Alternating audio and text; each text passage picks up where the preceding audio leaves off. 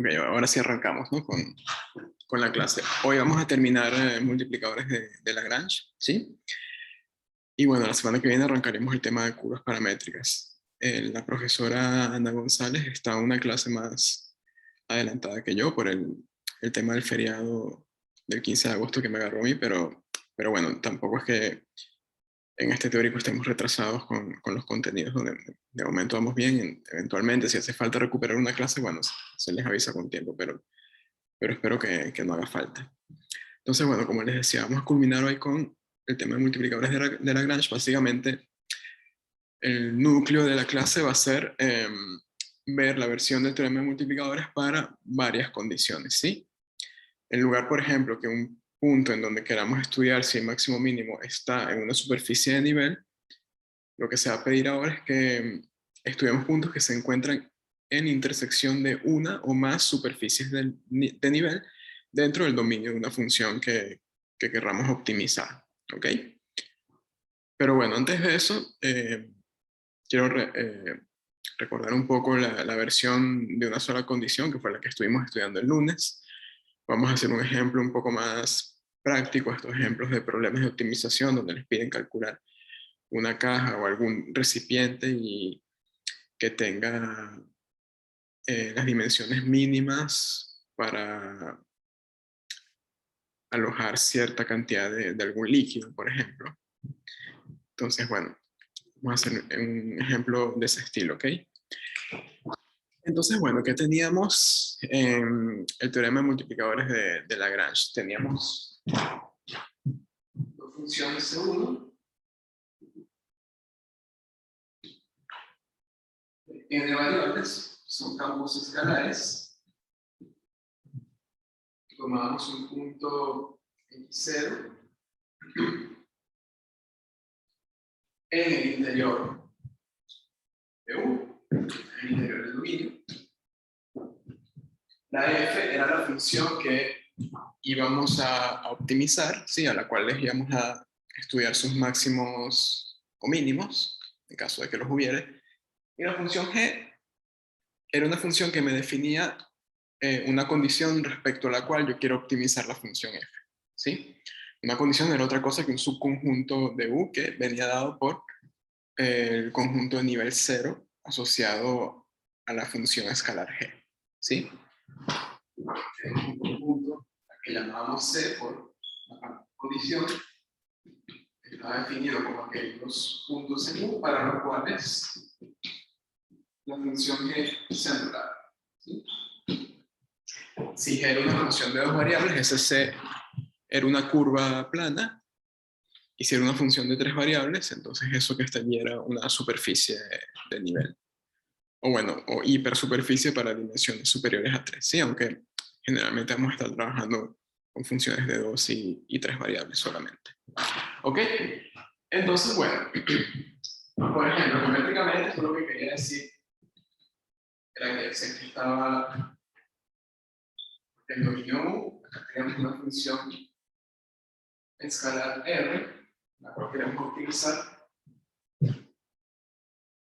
y el conjunto G es algo que lo usa de esta forma, un subconjunto de nivel dentro del dominio U, ¿sí? Entonces lo que queremos es encontrar los puntos a lo largo de esta curva en los cuales la función alcanza máximo o mínimo, ¿sí? Y en esos puntos decíamos que la función alcanzaba un extremo condicionado a C. Por ejemplo, un problema típico es que me dan una curva en el plano o en el espacio y me pueden preguntar, bueno, quiero que me calculen la distancia mínima de esa curva al origen, ¿sí? Entonces, bueno, únicamente vamos a medir distancias de puntos al origen que estuviesen a lo largo de esa curva y la función a optimizar ese caso era la función norma, ¿ok? Entonces, bueno, lo que decía el teorema de multiplicadores de Lagrange era que si f alcanza un extremo condicionado en x0, condicionado a c, 0, entonces el vector gradiente de f en ese punto era paralelo al vector gradiente asociado al campo G en ese mismo punto. ¿Sí? Es decir, que los puntos donde se alcanzan extremos condicionados, lo que ocurre, por ejemplo, en este X0, donde dibujar un punto acá, es que el vector gradiente de F en X0 y el vector gradiente de G en X0, ese gradiente que siempre es un vector normal a la curva Z, al nivel que el campo G define. Esos vectores siempre son paralelos, ¿ok? Bien. Eso lo explicamos con más detalle la clase anterior, pero bueno, es un pequeño recordatorio. ¿Sí?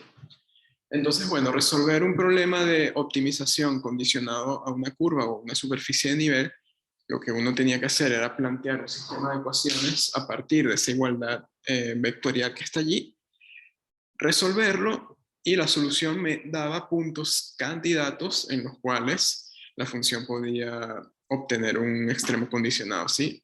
Después de hallar dichos puntos, uno lo que tenía que hacer era verificar si en efecto allí la función alcanza un máximo o un mínimo condicionado, ¿ok?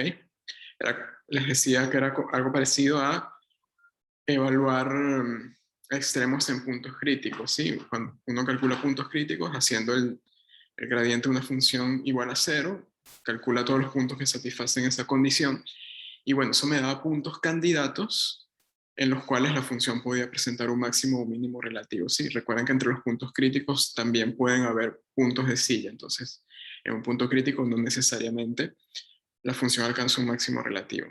De la misma forma aquí, resolver ese sistema, los puntos que son solución, no necesariamente allí la función alcanza un extremo condicionado, ¿ok? Pero bueno, la verificación de esa condición al final del problema tampoco es algo que sea muy complicado de chequear, ¿ok? Entonces, bueno, como les decía, vamos a arrancar con otro ejemplo de problema condicionado a una sola condición, valga la redundancia, y después presentamos una versión un poco más general del teorema de multiplicadores Lagrange, la cual no vamos a probar, básicamente porque la prueba es muy parecida al caso de una condición, entonces esa prueba ya la vimos. Igual les dejo la demostración en las notas por si quieren chequear más adelante, ¿ok? Y después de que veamos el teorema y que entendamos un poco lo que dice, hacemos un ejemplo para ya cerrar bien este tema, ¿ok? Entonces, bueno, arrancamos entonces con un ejemplo un poco más práctico.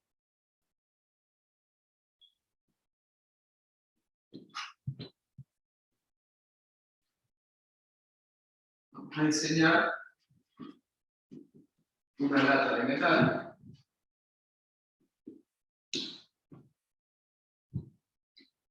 cilíndrica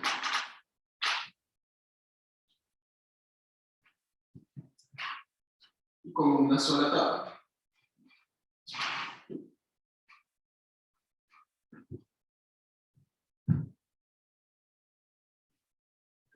Para contener 1 litro de agua usando la menor cantidad de metal.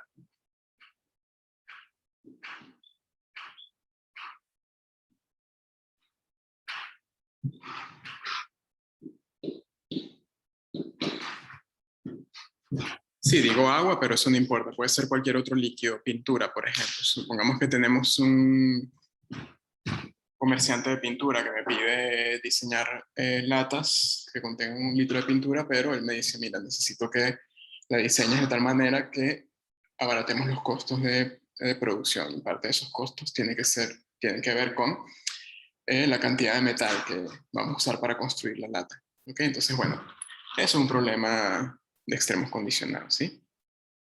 Por muy mundano que parezca, se puede resolver con multiplicadores de Lagrange. ¿Okay? Entonces, bueno, vamos primero a pensar un poco en lo que nos están pidiendo, ¿ok? Entonces, bueno, tenemos, vamos a suponer que estamos diseñando la lata en cuestión. ser una lata de base circular. ¿Sí? Y pedimos solamente que tenga una tapa, ¿no? La tapa de abajo, ¿ok? La tapa de arriba se la quitamos, aunque el problema se puede hacer con la tapa de arriba también. ¿Ok? Entonces, bueno, a ver. ¿Qué necesito para construir la lata? Bueno, tomar cierto metal, aluminio seguramente. Entonces necesito construir dos partes, ¿sí? La pared cilíndrica, tomo una lámina, un rectángulo de aluminio, lo doblo, digamos así, lo doblo un poco para formar un cilindro, y abajo le pego una tapa circular de aluminio, ¿ok? Y con eso construyo la lata, ¿sí? En esa construcción utilizo cierta cantidad de metal, ¿ok? Entonces les pregunto, ¿cómo puedo medir la cantidad de metal que voy a usar para construir la lata? A ver, ¿quién se anima? La construcción, la cantidad de metal que voy a usar tiene que ver con las dimensiones que va a tener esa lata en cuestión, ¿ok? Entonces, ¿cómo podemos medir? Por ejemplo, si vamos a usar láminas de aluminio, cuando las vamos a comprar, nos las venden por metro cuadrado, ¿no? Entonces, a ver, ¿quién me dice cómo podemos medir la cantidad de aluminio que vamos a hacer para construir cada lata? Y o sea, podés ver como el volumen del...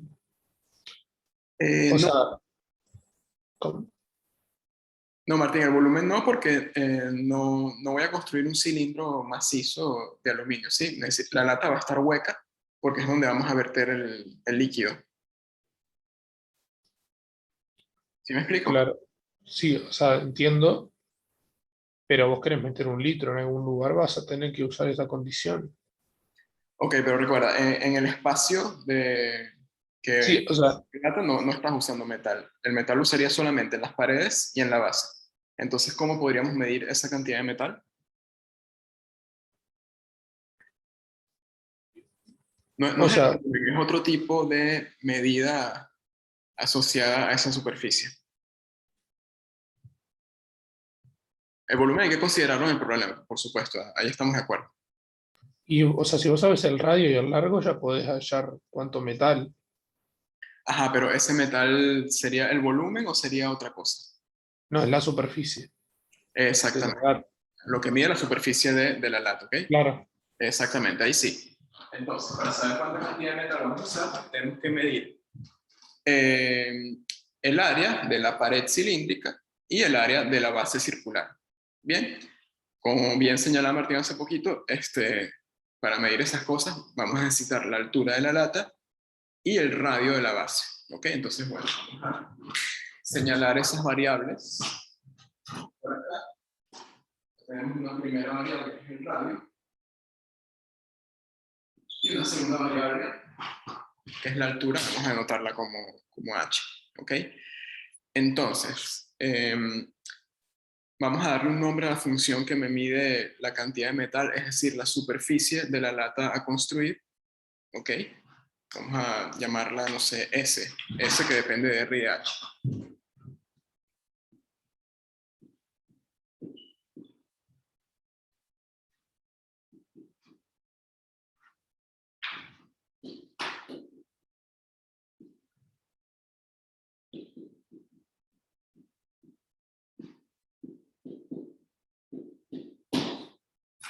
Bueno, tengo una figura geométrica bastante conocida, un cilindro. Yo sé calcular la superficie de un cilindro sin tapa. ¿Ok? Calculo el área de la pared y la superficie de la base circular. ¿Cómo formamos el área de la pared? Bueno, recuerden que uno toma una lámina de metal, la dobla así en forma circular y obtiene la pared cilíndrica, ¿no? Entonces, medir la superficie de esto es lo mismo que yo tome esto, lo desdoble y mida la superficie de este rectángulo, ¿sí? Entonces, ¿quién sería la superficie de la pared? Sería,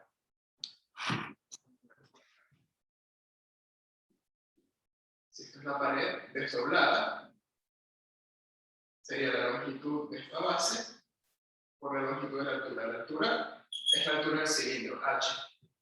Y la longitud de la base es la longitud de ¿quién? De la base circular, ¿sí? Eso sería 2pi por r, por el radio, ¿ok? 2πr. Entonces, bueno, por una parte,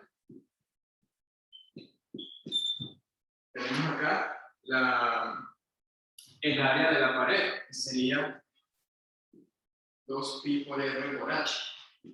Y a eso tengo que sumarle el área de la base circular, ¿sí? El área de una circunferencia, ¿quién es? Pi por el cuadrado del radio. ¿Ok? Entonces, en este caso, sumamos acá pi por radio al cuadrado. ¿Bien? Muy bien, entonces esta va a ser la función que vamos a optimizar, ¿sí? La f que me aparece en el enunciado del teorema de multiplicadores Lagrange. Si quieren la llaman f, sí, vamos a llamarla f para seguir más o menos la notación del teorema, pero pueden llamarla como ustedes quieran, ¿ok?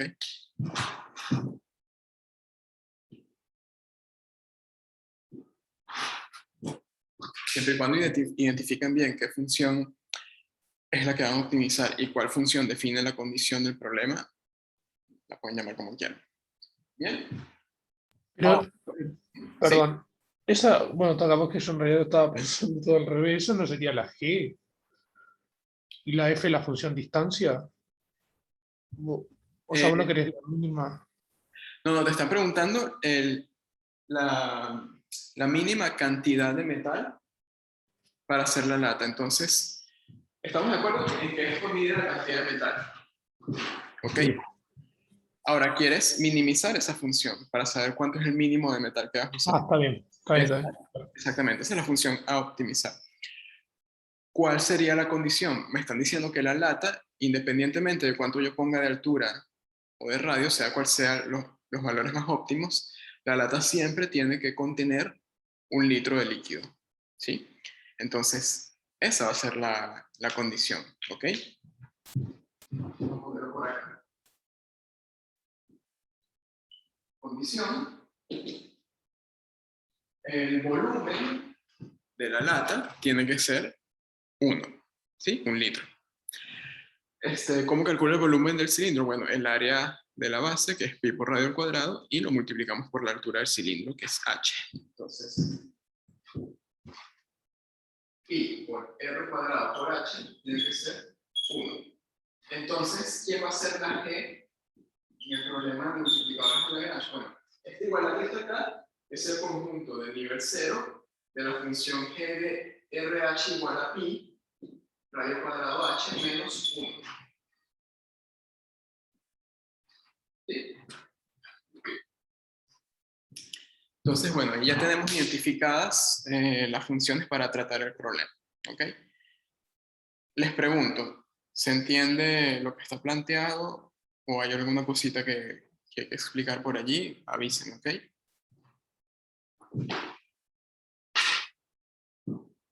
¿Hay alguna pregunta hasta ahora? O si quieren, se desmutean o escriben en el chat como ustedes quieran, ¿ok? Todo claro por el momento. ¿Todo claro? ¿Se entiende? Vale, yo voy a ir borrando el otro pizarrón, cualquier cosa. Si tienen alguna pregunta, avísenme, ¿ok? Antes de continuar.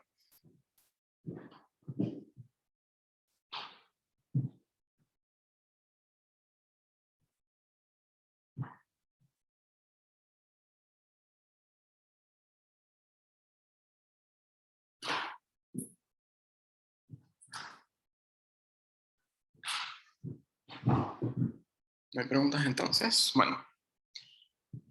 Ok, continuamos. Entonces, vamos a resolver.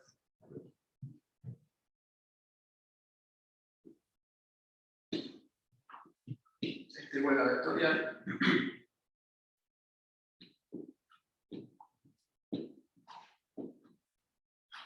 Y esta condición. ¿Sí?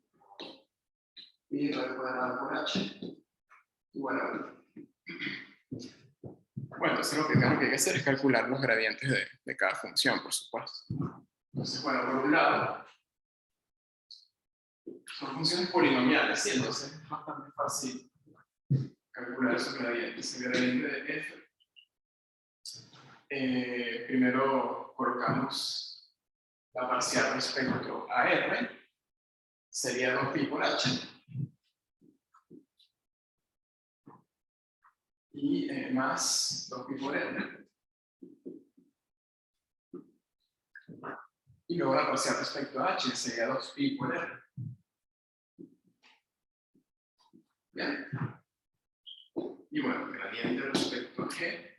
Derivamos esto que está acá respecto a r primero, que queda 2pi RH y pi por raíz cuadrada.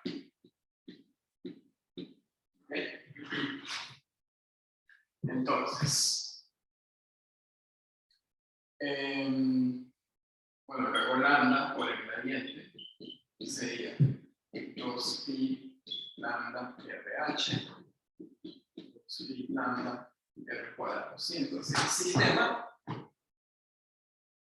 de igualdad vectorial se convierte en dos igualdades, ¿sí? Tengo que igualar este con este y esta componente con esta de acá. Bien, entonces, ¿qué me queda? 2pi r, no, perdón, 2pi por h más 2pi por r igual a 2pi lambda RH. Esa es la primera ecuación. La segunda sería 2pi por r igual a 2pi por lambda por r cuadrado. Y no nos olvidemos de la tercera ecuación, que es la condición, ¿sí? Pi r cuadrado h igual a 1. Bien. Tres ecuaciones, tres variables. Lo único es que no son ecuaciones lineales, ¿ok? Pero no por eso son particularmente complicadas. De hecho, ese sistema que tenemos allí, podemos simplificarlo un poco, ¿sí? A ver, fíjense una cosa. Acá este pi aparece acá, acá y acá. Y el 2 también, aparece 2, 2 y 2. Entonces, bueno, puedo dividir por 2pi y obtener una primera ecuación un poco más sencilla, ¿sí? Vamos a hacerlo acá al lado. Tendríamos h más r igual a lambda RH. ¿Sí? Disculpa, Marco. ¿Por Sí. qué multiplicaste por 2 la segunda componente del gradiente de g? Porque me equivoqué. Sí, perdón. Sí, es que me fijé en este 2 que está acá y lo repetí. Una confusión mía, gracias por aclarar. A ver, ¿está bien? No pasa nada. Sí, porque estamos derivando respecto a h, entonces quedaría pi por r. Sí, sí, era así, gracias. Ajá, entonces acá se repite el pi, podemos simplificar, y acá tengo r y acá r cuadrado. Fíjense que allí puedo dividir por r también. R no va a ser 0. ¿Por qué r no va a ser 0? A ver quién me lo dice. A ver, r es mayor o igual a 0, ¿sí? Porque es una medida de longitud. Pero ¿por qué no va a ser 0 a efectos de este problema? Y si es 0 no hay lata. Exactamente. La idea es diseñar una lata. O sea, yo no le puedo llegar a la compañía de pinturas y decirle, no, mira, el volumen, si no quieres gastar material, quieres ahorrar en la compra de metal, bueno, radio 0, no tienes lata y no gastas nada. Pero por otro lado me está pidiendo que tenga que contener 1 litro, y para contener 1 litro tiene que haber lata en primer lugar. ¿Ok? Entonces, R no puede ser 0 en este problema. Bien, entonces podemos dividir por R también, además de pi, en la segunda ecuación, y queda R igual lambda, 2. 2 igual a lambda por R. Y bueno, en el momento la última ecuación sigue quedando como está. Pero bueno, ciertamente hay algo más sencillo allí. ¿Ok? Entonces, nuevamente, como R es diferente de 0, podemos despejar lambda de la segunda ecuación. ¿Sí? Es como que lo que parece más sencillo a simple vista, aunque ese no necesariamente tiene que ser el primer paso a realizar, ¿ok? De repente a ustedes se les puede ocurrir otra manera de resolver el sistema. No hay una manera única de resolver estas cosas, ¿ok? Ustedes pueden atacar la ecuación que quieran o atacar dos ecuaciones al mismo tiempo mediante alguna manipulación algebraica, ¿sí? Más adelante hacemos un ejemplo un poco más complejo donde haya una mayor cantidad de técnicas a utilizar, pero bueno, no se vayan con la idea de que se resuelve de una única manera, no. Pueden encararlo de varias formas, ¿ok? Bien. Entonces, bueno, vamos a continuar al lado.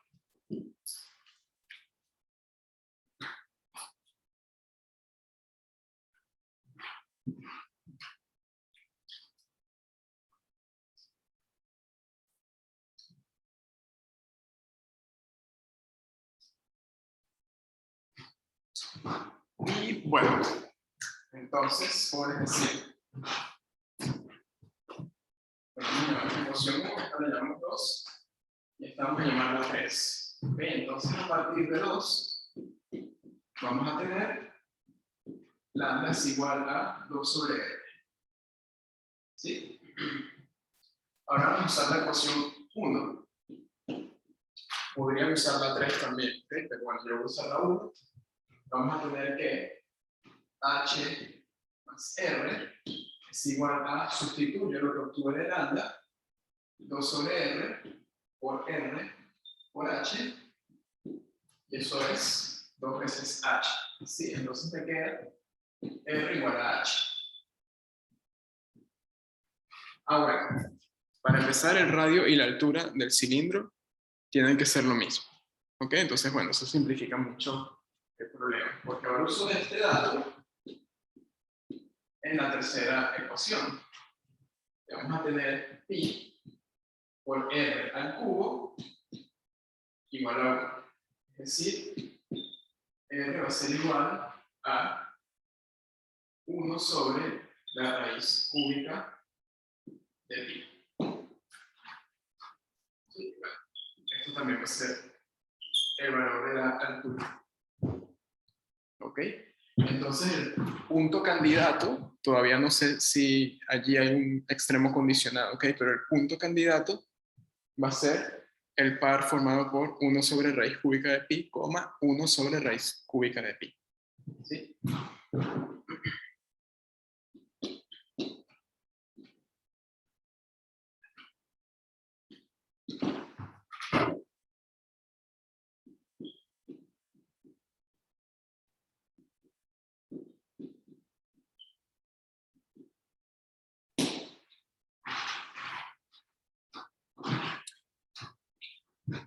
Bien. Hay un tercer paso, ok. Recuerden que el problema me está pidiendo las dimensiones tales que la superficie de metal que yo utilice en la construcción de la lata sea la mínima, ¿sí? Entonces hay que verificar que en ese punto la función alcanza un mínimo condicionado, ¿ok?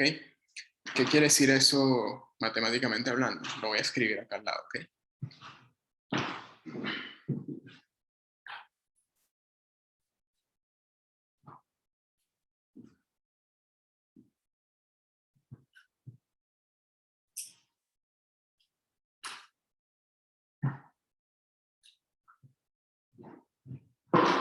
Entonces,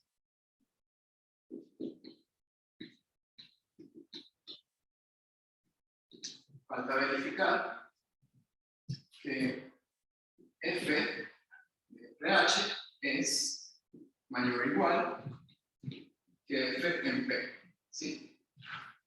Para que en P la función alcance un mínimo condicionado, nos vamos a la definición de mínimo condicionado, la cual me dice que se tendría que cumplir esta desigualdad para todo par RH que satisfaga la condición. Es decir, para todo RH tal que, ¿cuál era la condición? Que el volumen de la lata puede ser 1 litro. ¿Ok? O bueno, se lo voy a ver de otra forma. ¿Quién es F de RH? Eso era 2pi RH más pi r cuadrado, que se mayor o igual a f de 1 sobre raíz cúbica de pi, 1 sobre raíz cúbica de pi. Yo lo tengo calculado por acá. Ustedes pueden verificar la cuenta, pero f acá les va a dar 3 veces la raíz cúbica de pi. Bien. Entonces hay que verificar esa desigualdad. Siempre y cuando R y H cumplan con esta condición. ¿Sí? Bueno, lo que es lo mismo. Esto si quieren lo escriben así. H igual a 1 sobre pi radio cuadrado. ¿Bien? Bueno, probar esto para los R y H que cumplen con esta relación es lo mismo que probar lo siguiente. Simplemente sustituimos el valor de H acá. 2pi R por H. R por H sería 1 sobre pi partido por pi por R, perdón.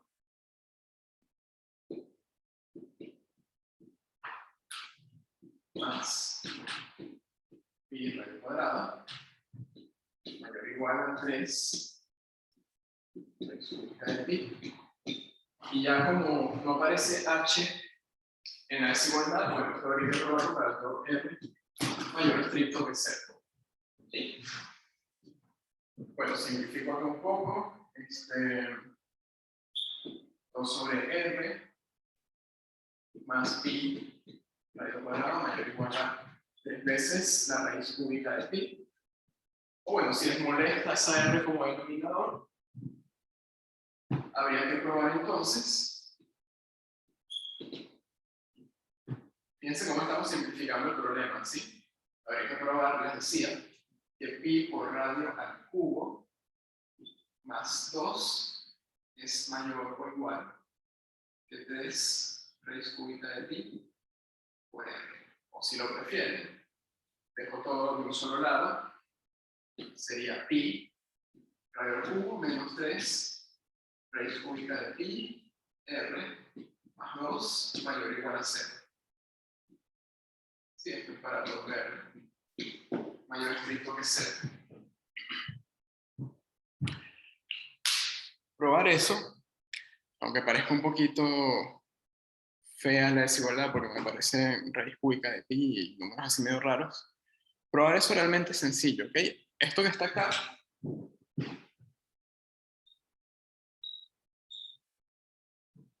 ¿quién es como función? Eso no es otra cosa que un polinomio de grado 3, ¿sí? Recuerden que los polinomios de grado 3 son funciones que se comportan así o así, ¿ok? Y van a tener al menos una raíz real, ¿sí? Todo polinomio de grado impar tiene al menos una raíz real. Entonces, fíjense por otro lado que el coeficiente que acompaña a r a la 3 es positivo. Entonces, geométricamente, ese polinomio que aparece allí en la desigualdad va a tener esta forma. Porque si este coeficiente es positivo, entonces cuando la función, la variable, mejor dicho, tienda a más infinito, el polinomio se va a ir a más infinito. Y cuando la variable tienda a menos infinito, el polinomio se va a menos infinito. Claro, en esta parte el límite de menos infinito no nos interesa porque nos estamos quedando únicamente con radio mayor que 0, ¿sí? Entonces, bueno, ¿qué es lo que hay que hacer para probar esa desigualdad? Bueno, ustedes lo que tienen que hacer es graficar el polinomio, ¿sí? Y ver que la gráfica está por encima del eje, el eje R, en este caso el eje horizontal, cuando la variable R es mayor que 0. ¿Sí? Se habría que ver que la gráfica de esto es algo así, por ejemplo. ¿Sí? No necesariamente tiene que tener esa forma, pero bueno, sería una curva parecida a esa que no puede estar en ningún tramo por debajo del eje horizontal, ¿sí? Siempre tiene que ser mayor o igual a 0 para poder afirmar. Sí, ¿y cómo grafico la curva? Bueno, muy fácil. Tienen todas las técnicas estas de graficación del primer curso de cálculo con derivadas, pero no, eso sí quiere hacer una curva, una gráfica muy detallada, no hace falta en este caso. ¿Ok? Aquí simplemente sería, bueno, calcular las raíces del polinomio. Una raíz ya la tienen, ¿sí? Es este valor acá. Acá, ese polinomio se va a hacer 0, ¿sí? ¿Por qué? Porque es donde están minimizando la función, justamente. Entonces, bueno, acá el punto sería 1 sobre raíz cúbica de pi, ¿sí? Y bueno, podrían haber otras raíces o ninguna, ¿ok? Entonces, bueno, para calcular las otras, simplemente tienen que factorizar allí ese polinomio de grado 3 por 1 menos esa raíz por otro polinomio de grado genérico para el cual ustedes tienen que hallar, sí, usando una igualdad allí más o menos evidente, ¿ok? Pero bueno, esos son los de ejercicio. Ustedes saben graficar funciones del primer curso de cálculo, entonces, bueno, recuerden que verificar que cuando se cumple es eso, dibujar la gráfica del polinomio de grado 3 y ver que para R positivo quede por encima del eje horizontal. Eso sería la conclusión final del ejercicio. ¿Ok? Entonces, bueno. Acá se los dejo de tarea para que lo piensen. Sí.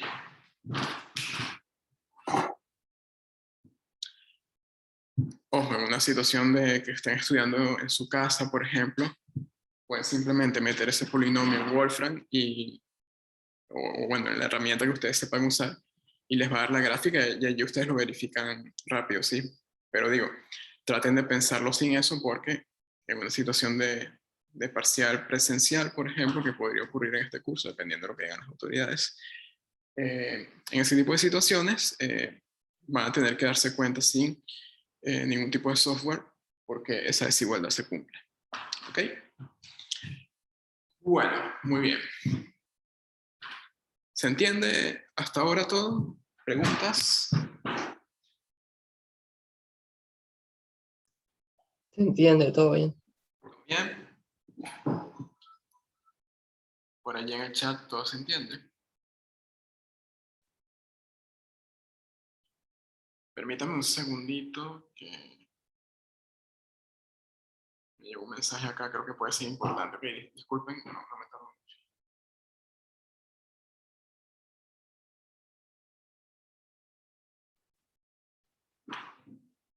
Listo.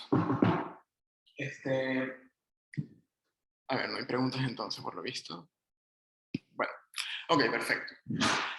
Vamos entonces a pasar ahora a la versión más general del teorema de multiplicadores Lagrange, ¿sí?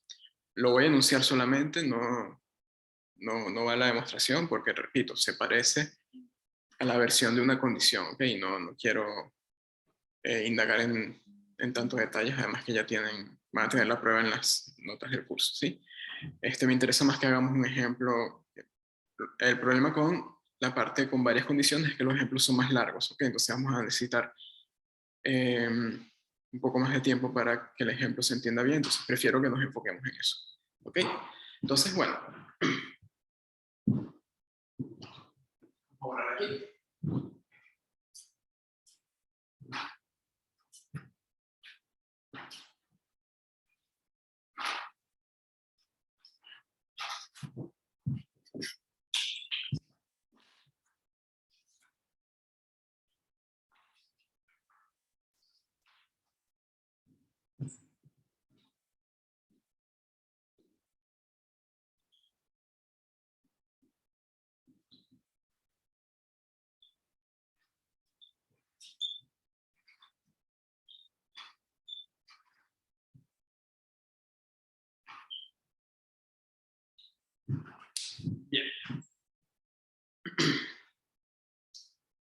Acá, en esta versión, ¿qué va a ocurrir? ¿Cuál sería el contexto del problema, por así decirlo?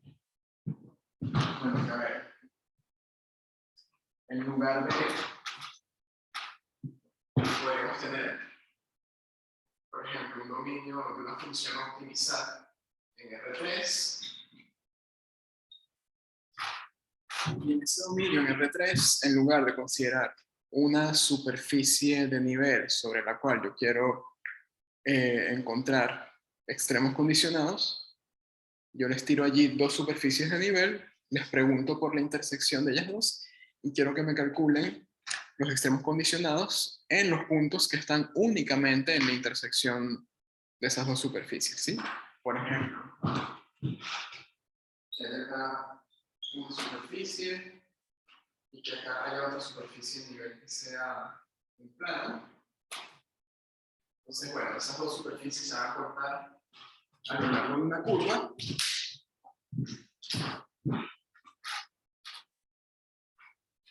Y yo quiero, bueno, encontrar los extremos condicionados sobre esa curva.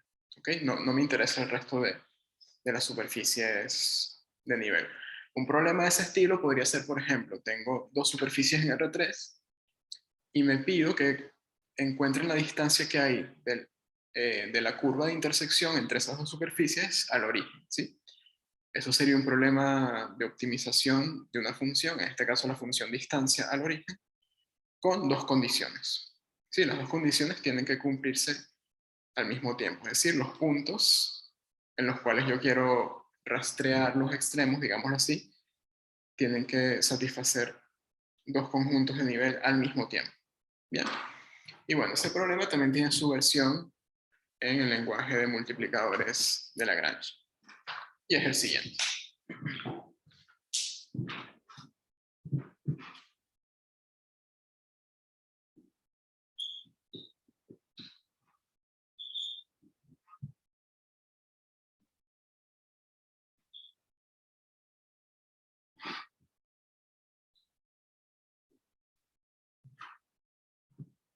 Vamos a tomar ahora f, g1, g2 hasta gm, funciones que son de clase C1,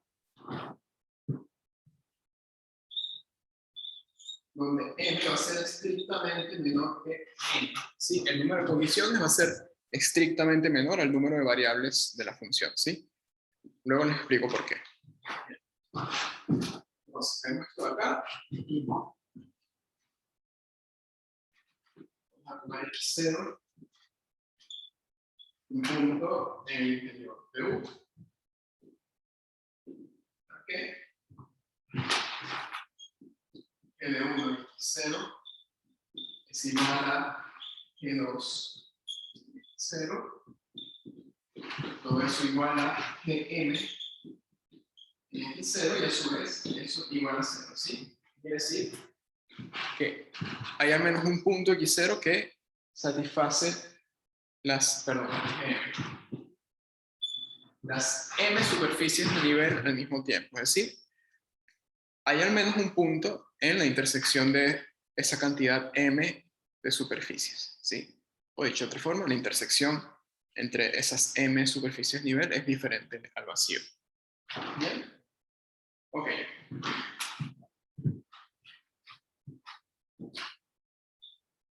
Vamos a suponer además que si tomamos todos los gradientes de esas funciones evaluados en x0,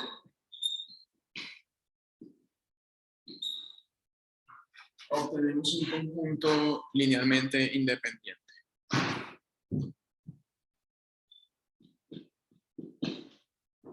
Lo voy a escribir así para simplificar un poco. Entonces, ¿qué dice esta versión más general del teorema? Si f presenta un extremo condicionado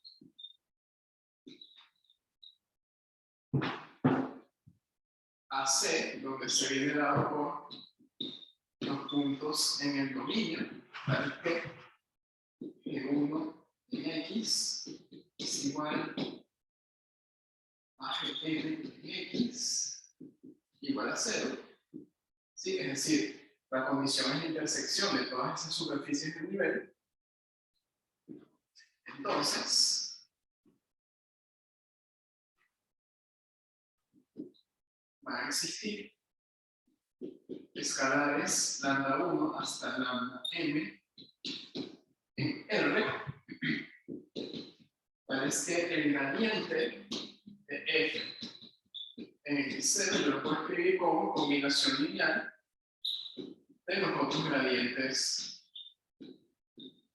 evaluados también en x0.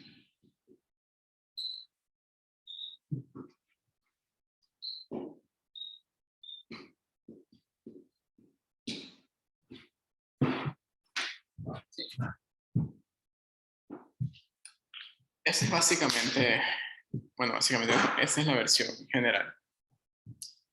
Es un poquito más complicada de recordar, por supuesto, que la versión de una sola condición, pero algo que puede ayudar es tratar de ver qué relación tiene la versión de una sola condición con lo que está allí.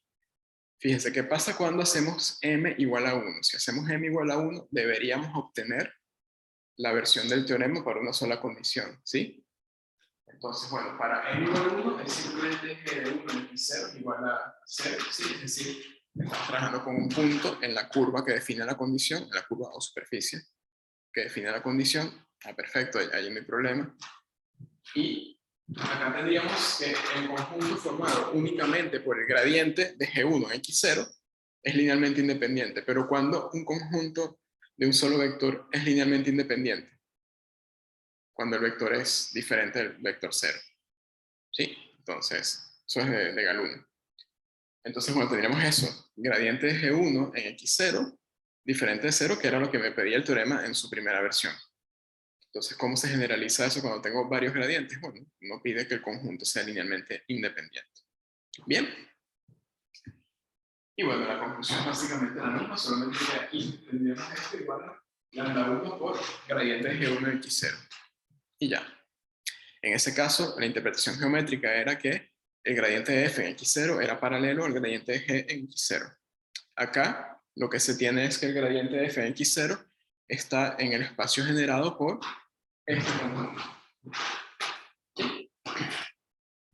Si son dos, el espacio generado es un plano. Si son tres, bueno, un espacio de 3 dimensiones y así hasta cosas más generales, ¿ok? Otra cosa que les quería comentar, porque acá miren esto. Bueno, muy sencillo, ¿ok? Cada uno de estos vectores es un vector en Rn, ¿sí? Tienen n componentes. ¿Por qué? Porque G1 hasta Gm son funciones de n variables, ¿sí? Y recuerden que esos son gradientes, entonces los gradientes están formados por las derivas parciales. Como son n variables, sería de x1 hasta xn. Entonces son vectores de n componentes, ¿sí? Al ser vectores en Rn, Rn es un espacio vectorial de dimensión n, ¿sí? Para que un conjunto sea linealmente independiente, una condición necesaria es que no tenga más vectores que la dimensión del espacio.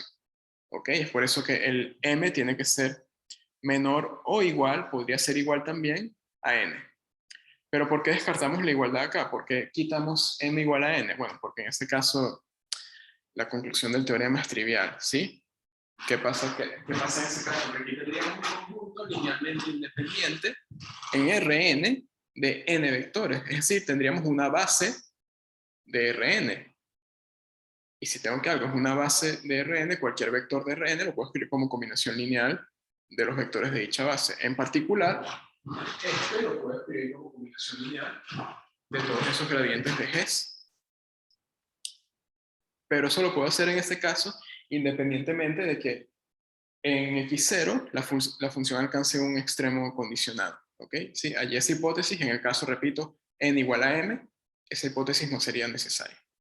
Bien, entonces es por eso que el teorema se restringe a ese caso solamente, a m estrictamente menor que n. ¿Bien? ¿Me siguen?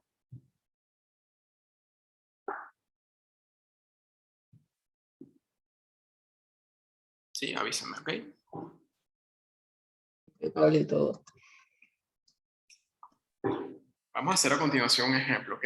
Y una pequeña observación del teorema.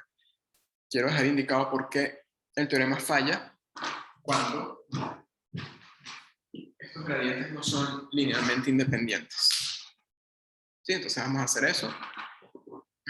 Pues repito, cuando ustedes quieran aplicar un teorema cuando estén estudiando, independientemente de que sea un parcial o no, eso no tiene nada que ver, siempre tienen que verificar que se cumplen las condiciones del teorema para poder aplicarlo. Si falla alguna, no pueden aplicarlo sencillamente. ¿Ok? Entonces, bueno, eso es muy importante, por ejemplo, ya que estamos, mencioné un poquito el tema de los parciales, si están en una pregunta de desarrollo, les van a pedir que justifiquen sus respuestas y las justificaciones tienen que ver con todo teorema que yo vaya a usar, teorema visto en clase que yo quiero usar, tengo que verificar las hipótesis para poder aplicarlo. Si lo aplico simplemente y no justifico por qué, a pesar de que la aplicación sea válida, puedo perder puntos por no justificar. ¿Ok? Ojo, no les vamos a pedir que demuestren los teoremas, no. Simplemente que verifiquen que se cumplen las hipótesis para poder garantizar su uso. Bien. Bueno.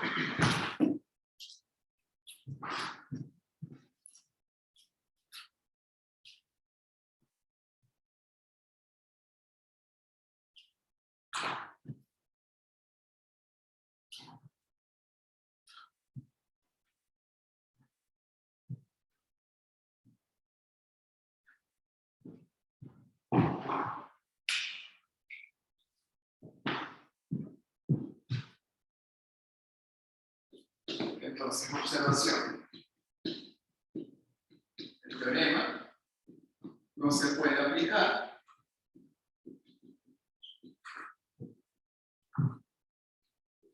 si el conjunto de gradientes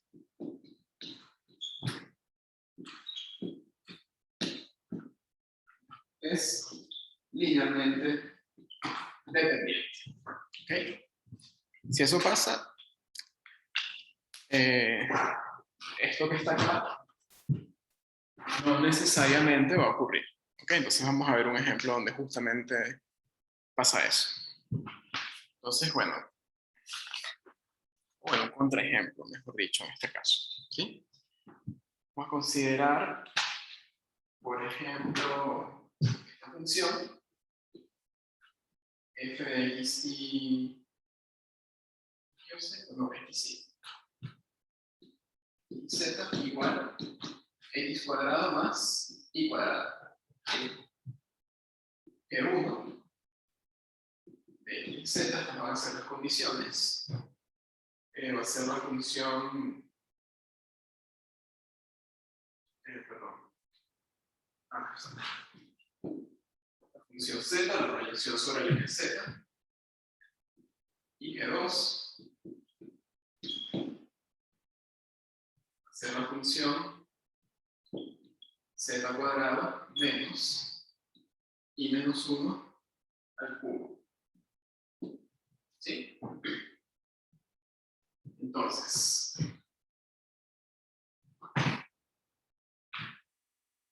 fíjense que ahora quiero considerar los puntos que estén en el conjunto de nivel 0 de G1 y el conjunto de nivel 0 de G2 al mismo tiempo. ¿Sí? Primero hay que ver a qué corresponde G1 igual a 0 y G2 igual a 0. ¿Qué pasa cuando igualo G1 igual a 0? Tengo Z igual a 0. ¿Sí? Z igual a 0 es el plano XY. ¿Ok?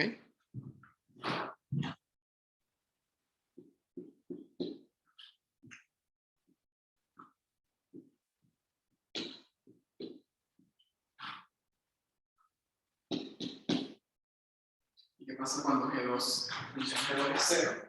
Me queda Z cuadrado menos y menos 1 al cubo igual a 0. ¿Sí? Eso es un cilindro un poco más general que los cilindros a los que estamos acostumbrados, pero bueno, les aviso de antemano que es un cilindro. Voy a ponerlo por acá.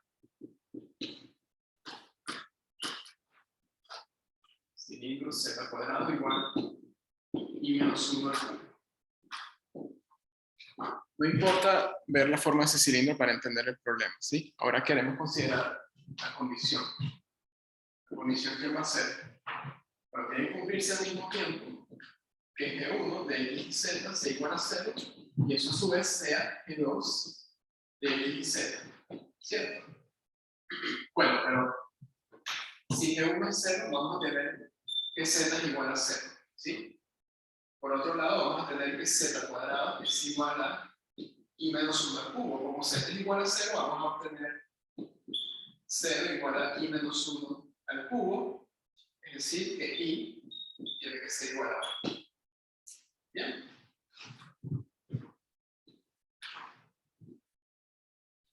Y x, bueno, x puede ser cualquier cosa en este caso, ¿sí? No influye para nada en estas dos condiciones. Bien, entonces la condición en este caso, recuerden, la condición es esto de acá, van a ser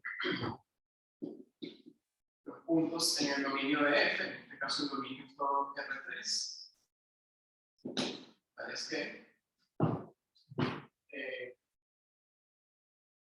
z es igual a 0 e i es igual a 1, ¿sí? Y x, bueno, cualquier número real. O dicho de otra manera,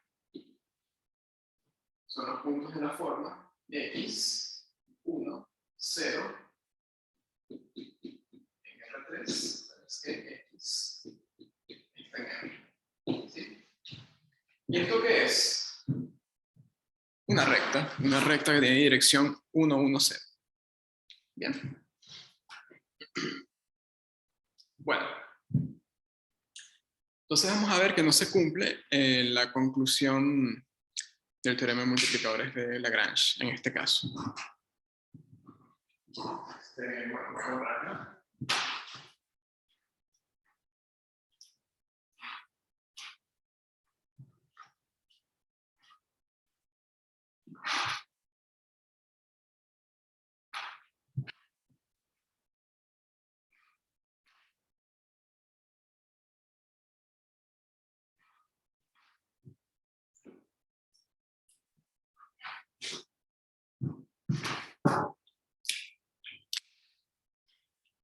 Entonces, bueno, acá voy a poner una vez cuánto da el gradiente de G1 y el gradiente de G2 en el punto... ¿Qué punto es que estoy haciendo acá? El punto 0, 1, 0, ¿ok?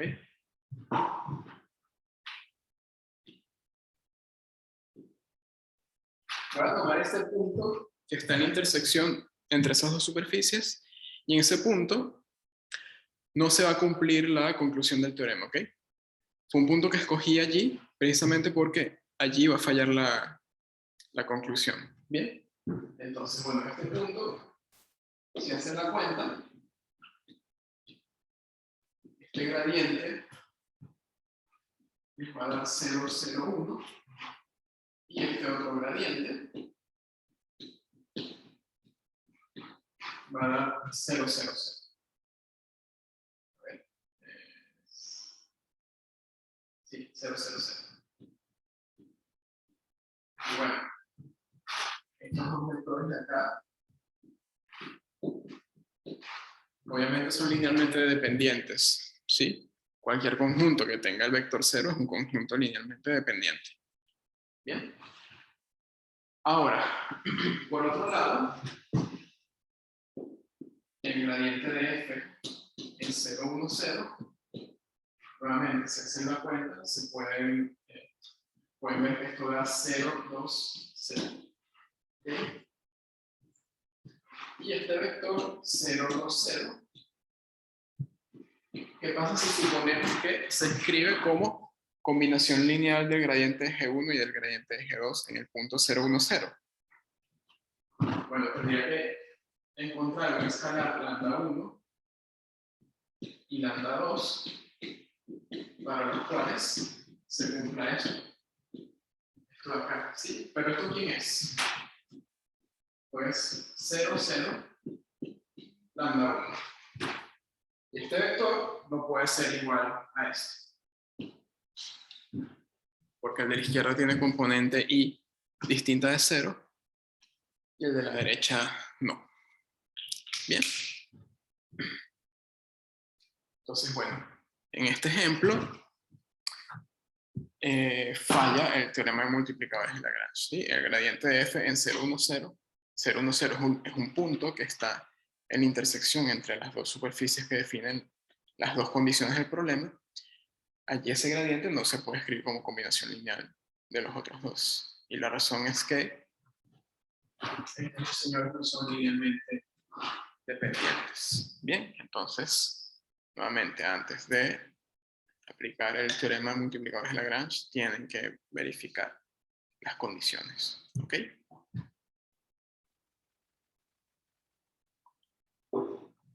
Bueno, muy bien. Vamos ahora sí a hacer el ejemplo como tal de este teorema. Esto era simplemente una observación de que el teorema fallaba si la hipótesis de independencia lineal no se cumplía. Bien. Bueno, si me permiten, cualquier pregunta hagan mientras tanto, yo voy a ir borrando acá de este lado.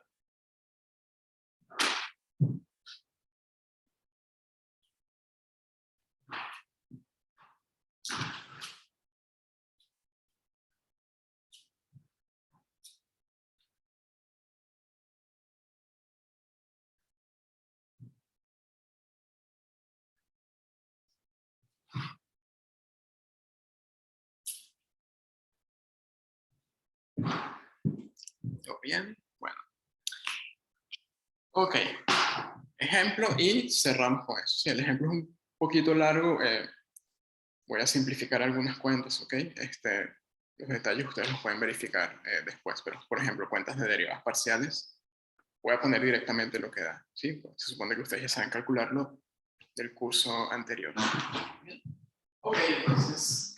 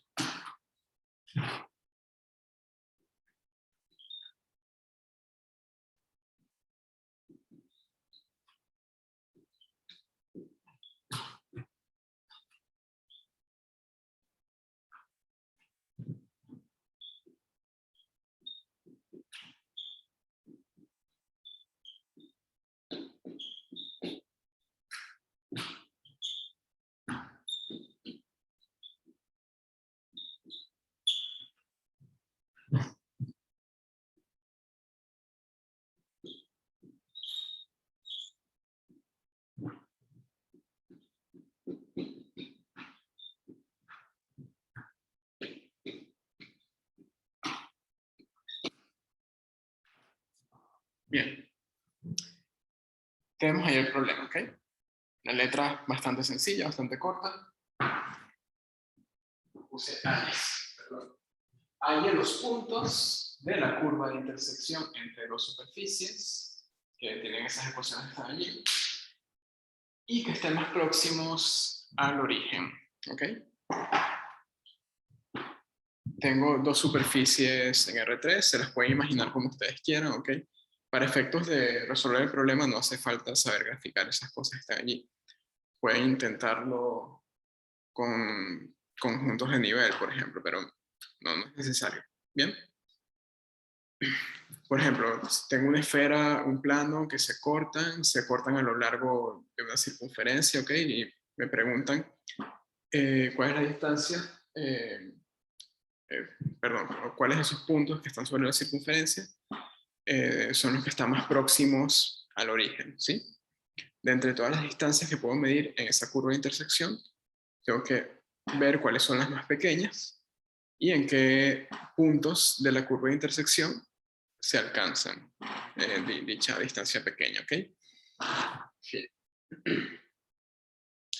Entonces, bueno, estamos hablando de distancia al origen y de distancia mínima en los puntos a lo largo de una curva de intersección. Entonces, la función a optimizar allí, ¿quién sería? La función distancia, ¿sí? Entonces, bueno, primer dato del problema, identificar la función a optimizar. En este caso, set f de x y z igual raíz de x cuadrado más y cuadrado más z cuadrado. Bien. La condición está definida por la intersección entre esas dos superficies. ¿Ok? Cada superficie me define las funciones g que aparecen en el enunciado del teorema. ¿Sí? La primera superficie me va a definir G1, la segunda superficie me va a definir G2, y así sucesivamente. En este caso hay dos nada más. ¿Sí? Cada superficie del problema corresponde a una superficie a nivel de una función. Bien. Entonces, bueno, esta primera superficie me da la primera función escalar. ¿De acuerdo? G1. Y bueno, esta es x al cuadrado menos xy más y cuadrado menos z cuadrado menos 1. ¿Sí? Si calculo la superficie a nivel 0 de eso, obtengo justamente esto de acá. Bien.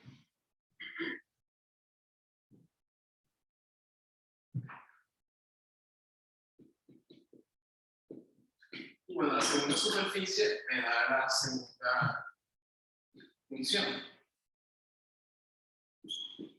Sería esta. ¿Ok?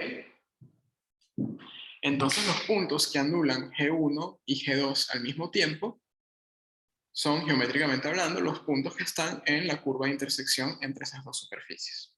Bien. No hace falta calcular la curva de intersección para poder saber cuál es la distancia mínima de la curva al origen. ¿Sí? De hecho, el chiste, el sentido, digamos así, de multiplicadores de Lagrange es justamente eso, que no necesito saber o obtener una expresión paramétrica de la curva de intersección. Si yo logro parametrizar esa curva con un solo parámetro, bueno, de hecho las curvas se parametrizan en el mejor de los casos con un solo parámetro, ¿okay? Entonces si logramos hacer esta parametrización, me queda todo el problema de optimización en función de una sola variable y eso lo puedo resolver con herramientas del primer curso de cálculo. La idea de estas cosas nuevas que estamos viendo es abordar situaciones en donde ese tipo de procedimientos no sean posibles o en su efecto sean muy difíciles de aplicar, ¿ok? Uno podría, por supuesto, intentar hallar la curva de intersección entre esas dos superficies y buscar una parametrización para la misma, pero eso podría, en el mejor de los casos, si lo logro hacer, quitarme demasiado tiempo. En cambio, yéndose por multiplicadores de Lagrange, uno consigue una manera más sencilla de resolver el problema, ¿sí? Quizás un poco más técnica al principio, ciertamente es un planteamiento un poco más complicado, pero me ahorra tiempo de cálculo. ¿Ok? Bueno, entonces acá, en lugar de resolver gradiente de f igual a lambda por gradiente de g, vamos a resolver algo parecido.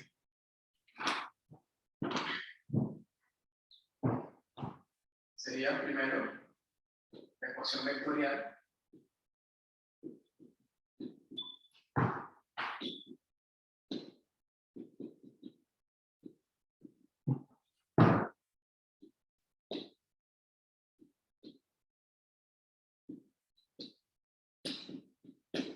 ¿sí? Esto me va a dar tres ecuaciones porque son funciones de tres variables, ¿ok? Y no nos olvidemos de las ecuaciones que definen la condición 1 y la condición 2 que tienen que cumplirse. Sería G1 de x y z igual a 0 y G2 de x y z igual a 0.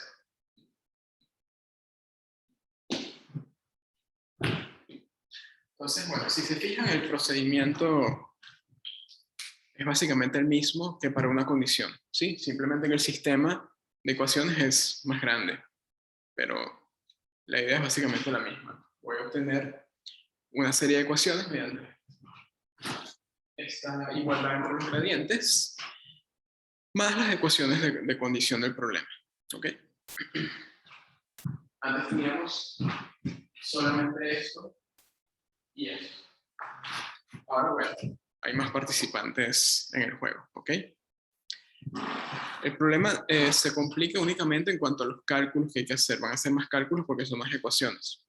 Pero la idea de resolución, el principio detrás de todo lo que es multiplicadores de Lagrange es básicamente el mismo, ¿sí? Entonces, bueno,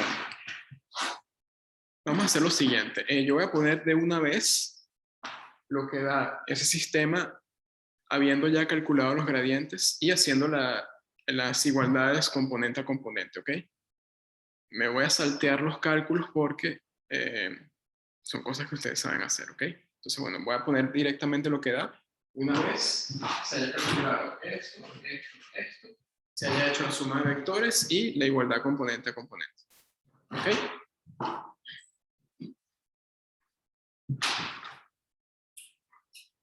Perdón que me salte esos pasos así. Pero bueno, asumo que son cálculos que ustedes conocen. Y por otro lado, quiero que nos enfoquemos en tratar de aprender cómo se resuelven ese tipo de sistemas de ecuaciones. ¿Bien? Entonces, bueno, al final esto les va a quedar lo siguiente. X igual lambda 1 2x menos y más 2 lambda 2 por x.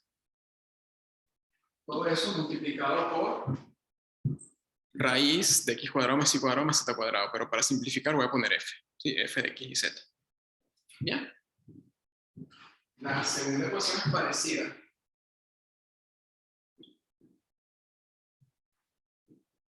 Lambda 1, 2i menos x más 2 lambda 2 por i multiplicado por f. La tercera ecuación es z igual a menos lambda 1 z por f. Y bueno, la cuarta y la quinta ecuación le dadas por g1 igual 0, g2 igual 0. Es decir, x al cuadrado menos xy más y cuadrado menos z cuadrado igual 1. Y la ecuación x cuadrado más y cuadrado igual 1.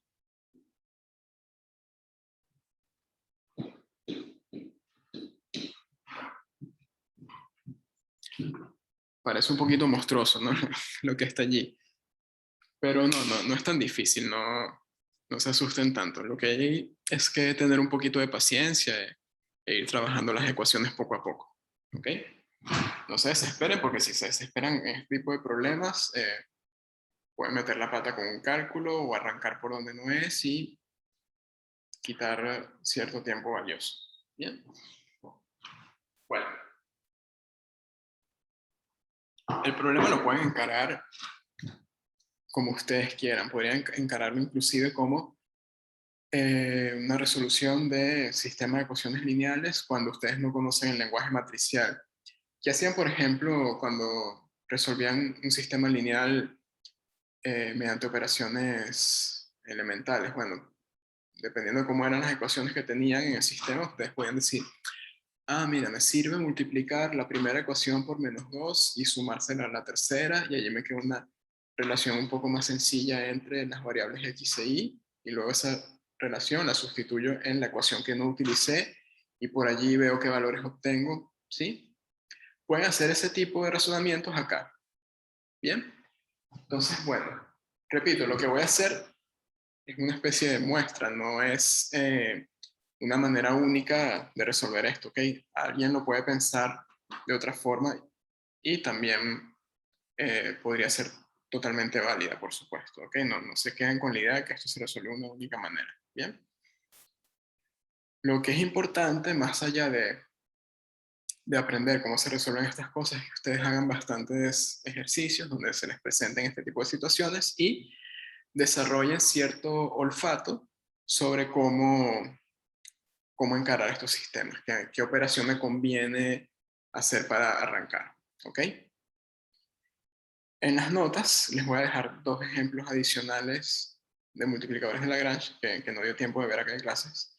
Pero bueno, para que ustedes lean también un poco más y de repente eso les ayude a encarar todos los ejercicios del práctico. Bien, pero bueno, hoy vamos a terminar con esto. Entonces, bueno, ¿qué podríamos hacer allí? Bueno, fíjense, la primera y la segunda ecuación son parecidas, entonces yo podría intentar, por ejemplo, manipular ambas y sumarlas a ver si obtengo una relación más sencilla, ¿ok? Otra persona podría pensar, por ejemplo, bueno, despejo z de la cuarta ecuación o despejo x o y de la quinta ecuación, pero me quedan expresiones que involucran raíces y también tengo raíz positiva y raíz negativa y bueno, capaz hacer eso no me conviene o no me conviene por el momento, capaz es algo que tenga que hacer más adelante, ¿ok? Entonces, bueno, yo voy a probar otra cosa que era la que les comentaba. Voy a multiplicar la primera ecuación por y la segunda ecuación por x. ¿Por qué? Porque, bueno, acá me quedaría x por y y acá también x por y. Entonces, esos resultados los igualo y veo qué cosas se pueden cancelar. ¿Bien? Vamos a tener, si multiplicamos la primera ecuación por y, vamos a tener xy igual a lambda 1, 2xy menos y cuadrado, más 2 lambda 2 xy por f. Por otro lado, multiplico la segunda ecuación por x. Bien, y me va a quedar lambda 1, 2xy menos x al cuadrado más 2 lambda 2 xy por f. Me quedaron cosas bastante parecidas, ¿ok? Entonces, bueno, voy a igualar. Tengo entonces lambda 1, 2xy menos y cuadrado más 2 lambda 2 xy, todo eso multiplicado por f, es igual a lambda 1, 2xy menos x al cuadrado más 2 lambda 2 xy, todo eso multiplicado por f. ¿Sí? Bueno, allí puedo empezar a simplificar. Primero, disculpen si voy un poquito rápido, entonces estamos cortos de tiempo, pero voy a tratar de que se entienda todo. Lo primero que podemos hacer allí es dividir por f. Tengo f como factor común en ambos lados, puedo plantear dividir por f y me queda algo más sencillo. Ahora, puedo dividir por f. F es diferente de 0. Bueno, recuerden que es f evaluado en x y z, ¿ok? No estoy poniendo x y z para no escribir tanto, pero f de x y z puede ser 0 para x y z en la intersección de esas superficies. Bueno, vamos a ver. ¿Qué quiere decir que f de x y z sea 0?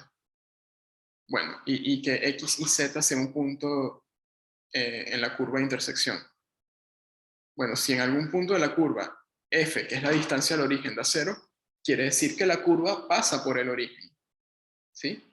Pero para que la curva pase por el origen, tiene que ocurrir que estas dos ecuaciones de superficie tengan al origen como solución.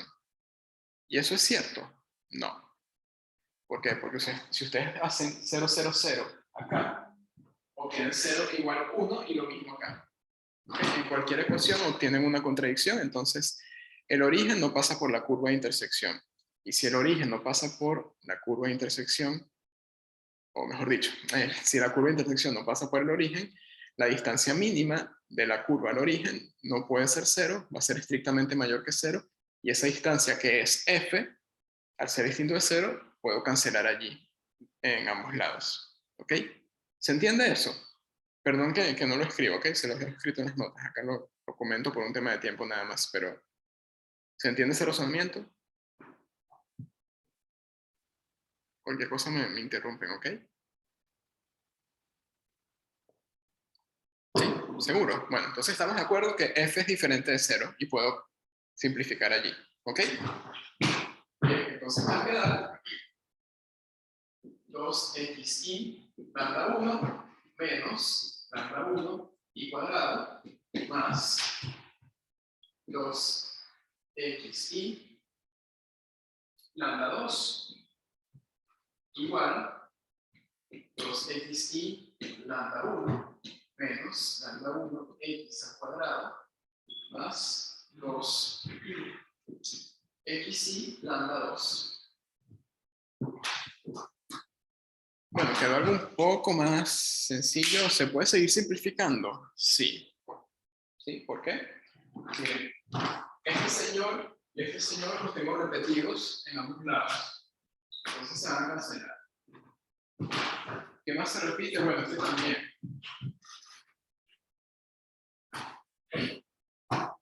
Y lo otro que me queda es menos lambda 1 y cuadrado de un lado y menos lambda 1 x cuadrado del otro. Bueno, ya eso no lo puedo cancelar, pero bueno, es una ecuación más sencilla. Y qué bueno que los que sobraron no se pueden cancelar, porque si se cancela me queda 0 igual a 0, y eso es de qué me sirve, en nada. Si eso hubiese pasado, bueno, entonces habría que plantear resolver el sistema de otra manera, ¿ok?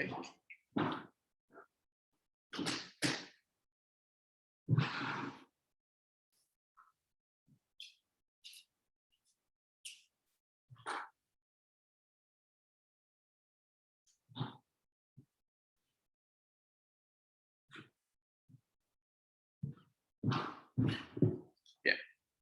Entonces, nos va a quedar lo siguiente. Lambda 1 y al cuadrado es igual a lambda 1 x al cuadrado. Y bueno, la gran pregunta es,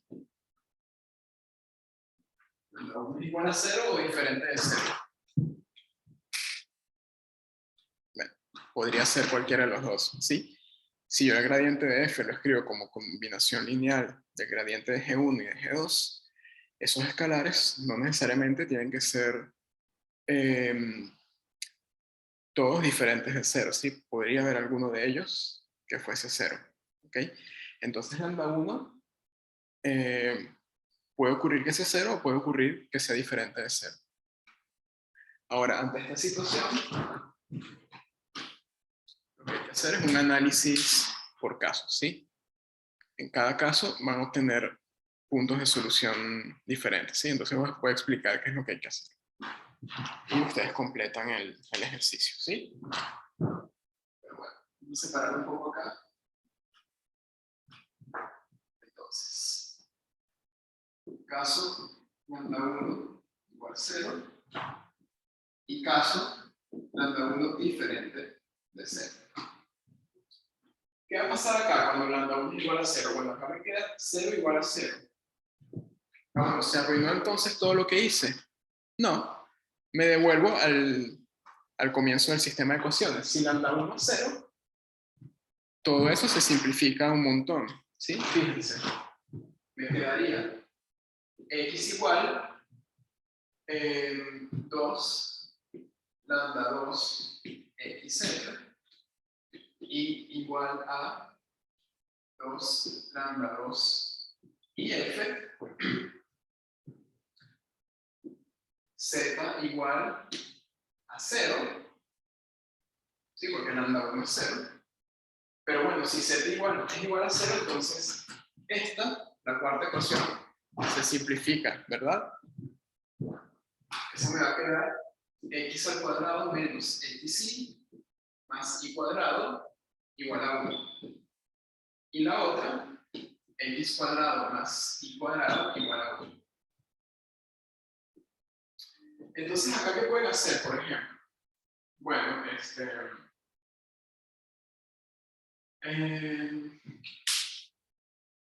pueden, por ejemplo, despejar acá en la quinta x en función de y sustituir acá. Bueno, fíjense, más sencillo que eso. X al cuadrado más y cuadrado siempre vale 1. Pero acá tengo x cuadrado más y cuadrado. Entonces esta ecuación se convierte en 1 menos XY igual a 1. ¿Sí? Si esto suma a 1, entonces todo esto se convierte en esto. O lo que es lo mismo, X por Y igual a 0.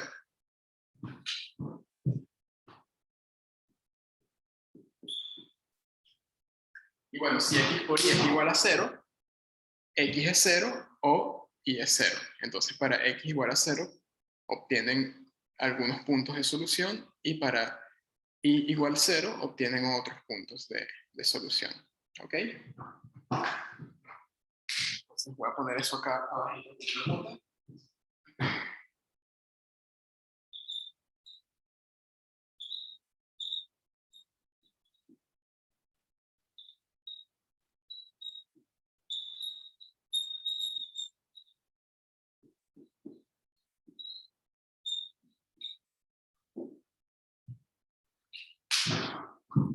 Los puntos los calculan ustedes después, ¿ok?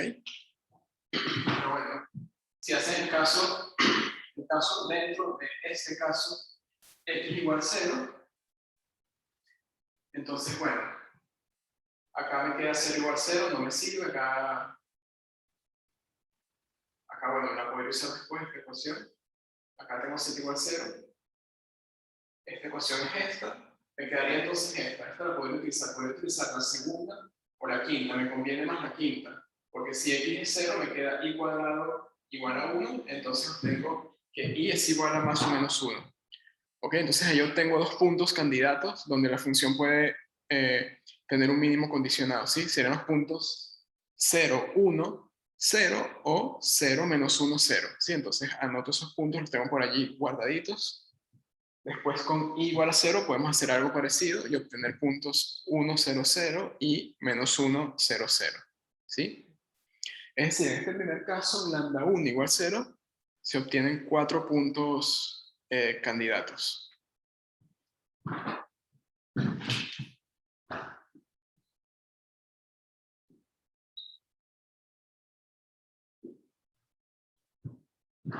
Entonces tienen una lista de 4 puntos, los guardan por el momento. Ya yo dentro de un ratito les digo qué hacer con ellos. ¿Ok? Y luego pasan a analizar este otro caso. ¿Sí? Ahora acá, si lambda 1 es diferente de 0, teníamos esto de acá, puedo dividir por lambda 1 y me queda Y cuadrado igual a X cuadrado, o lo que es lo mismo, Y igual al valor absoluto de X. Lo cual quiere decir que Y es igual a X, o Y es igual a menos X. ¿Sí? Y bueno, acá tienen también dos casos contenidos dentro del caso lambda 1 diferente de 0. ¿Qué habría que hacer allí? Bueno, trabajar esto acá primero. Acá podemos usar, por ejemplo, la quinta ecuación también. Si X es igual a Y, me queda 2X al cuadrado igual a 1. Es decir, X es igual a más o menos 1 sobre la raíz de 2. Y acá, bueno, yo tendría Y igual más o menos 1 sobre la raíz de 2. Sí, para el Y positivo tendrían, perdón, para el X positivo tendrían Y positivo y para el negativo tendrían Y negativo. ¿Okay? Si hacen esto, también podemos usar la quinta ecuación. Les va a quedar lo mismo, 2X al cuadrado igual a 1, X igual a más o menos 1 sobre la raíz de 2, pero el Y tendría el signo cambiado. Entonces, bueno, para estos valores de X tendríamos menos más 1 sobre raíz de 2. Y bueno, después para cada uno de esos valores calculan el Z. ¿Ok? No se olviden del Z. El Z lo pueden calcular con la cuarta ecuación. ¿Okay? ¿Calculan con eso? Sí, es un poquito fastidioso sustituir ahí porque hay potencia al cuadrado y tal, pero bueno, hacen la cuenta. Y bueno, la cosa es que acá también tienen 4 puntos que son candidatos a puntos donde se alcanzan extremos condicionados. ¿Sí?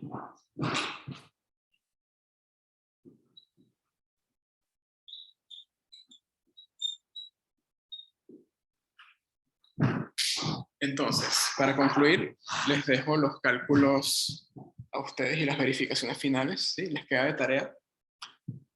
Pero, ok, tenemos 4 posibles puntos donde la función alcanza mínimo condicionado para el caso lambda 1 igual a 0 y otros 4 para el caso lambda 1 diferente de 0.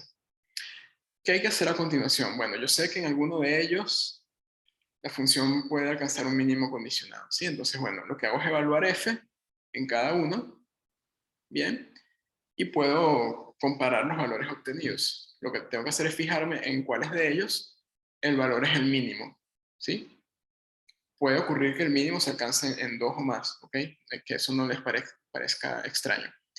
Entonces, bueno, cuando, perdón, cuando encuentre cuál de esos puntos o en cuáles la distancia es la menor, bueno, ya estaría casi listo el problema, ¿sí? Luego vendría a verificar que la función en ese punto es menor o igual que la función evaluada en cualquier punto de la curva de intersección, ¿ok? Y con eso se acabaría el problema. Aunque bueno, en este caso, eso sí fue algo que hicimos en el problema de la lata, por ejemplo. Pero en este caso, esa última verificación, ya para cerrar con esto, no haría falta hacerla si la curva de intersección es una curva cerrada, ¿ok? ¿Por qué? Voy a explicar eso aquí.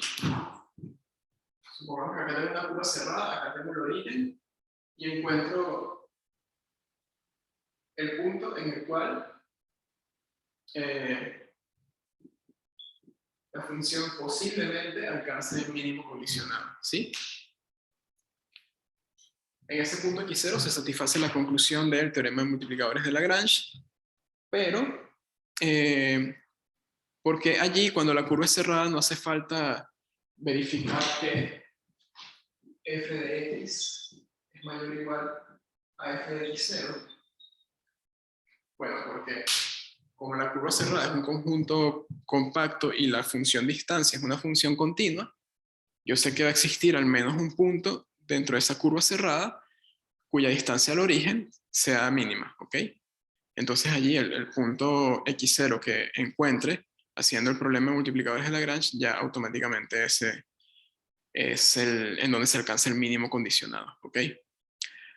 Ahora, si la curva de intersección es una curva abierta, por ejemplo, algo así, entonces ese razonamiento que les comentaba, que era consecuencia del teorema de Weierstrass, ya acá no necesariamente ocurre. ¿Sí? Entonces, bueno, para curvas abiertas sí habría que verificar esa desigualdad. ¿Ok? Bien. Entonces, bueno, les queda tarea pendiente, ya les indiqué cómo tendrían que proceder en cada caso, pero me gustaría que ustedes lo hicieran para que absorban este ejemplo lo mejor posible y encaren también los ejercicios, perdón, del práctico, ¿ok? De todas maneras, yo en las próximas horas subo las notas de multiplicadores de Lagrange y bueno, allí van a tener los detalles de esto, por supuesto, pero les recomiendo que traten de resolverlo primero y después se fijen en la solución en caso de que se tranque, ¿ok? Bueno, señores, perdón que me extendí un poquito, pero quería cerrar bien este tema. Si tienen alguna pregunta, soy todo oídos, no me molesta quedarme un poquito más. Si no, bueno, ustedes me avisan. Perdón si la clase fue un poquito fuerte hoy, no era la idea, pero bueno, este tipo de complicaciones con sistemas de ecuaciones se les va a presentar cuando trabajen con multiplicadores de Lagrange, con varias condiciones. ¿Ok?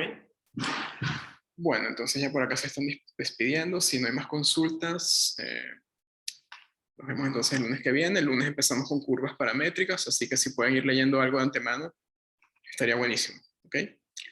Bueno, cualquier cosa, dudas, estoy a las órdenes por el foro o por correo, como ustedes me quieran escribir. Y bueno, cuídense mucho y que tengan un buen fin de semana, ¿sí? Hasta luego. Nos vemos. Nos vemos, chao.